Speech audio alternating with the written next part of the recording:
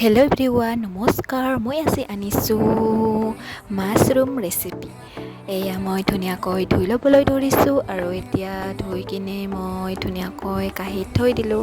এয়া মোৰ ধুই পিনি ৰেডি হৈ গ'ল। এতিয়া মই অকণমান গৰম পানীত নিমখেৰে উহাই ল'ম, যিহেতু অলপ ভাল হ'ব। তেতিয়া এনেদৰে অকণমান উহাই ল'ব খুজিছোঁ আৰু খোজাৰ পিছত এনেদৰে উহাই 2-3 মিনিটমান বইল কৰি ল'ম।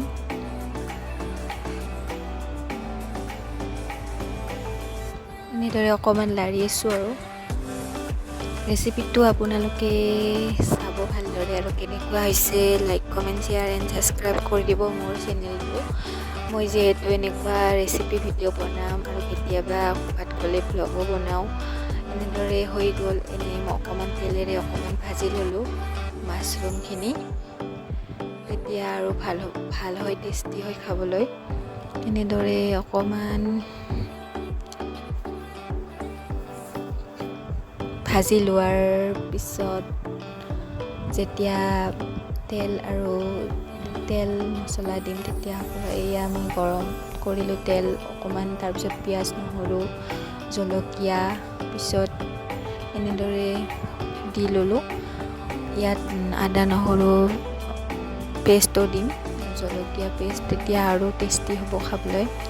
এনেদৰে লৰাই থাকিম অকণমান ৰঙচুৱা হোৱালৈকে।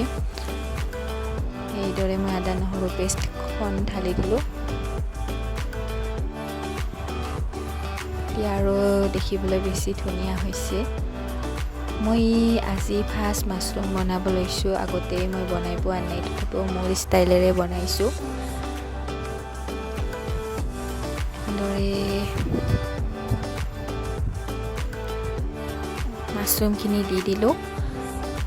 অকণমান লৰাই পিনে ভাজি থাকিম, তেতিয়া টেষ্টটো বেছি সোৱাদ হয় বুলি কয়। মই এনেদৰে হোৱাৰ পিছত এয়া মাছৰুম ৰেডি হৈ গ'ল। মাছৰুমত মই ইমান পানী দিয়া নাই, যিহেতু মাছৰুমত পানী নিজে নিজে আহে, অকণমান উঠি আহে পানী। এনেদৰে মাছৰুমখিনি খাবলৈ ৰেডি হৈ গ'ল। আজিলৈ বাই, কেনে হৈছে জনাব। বাই।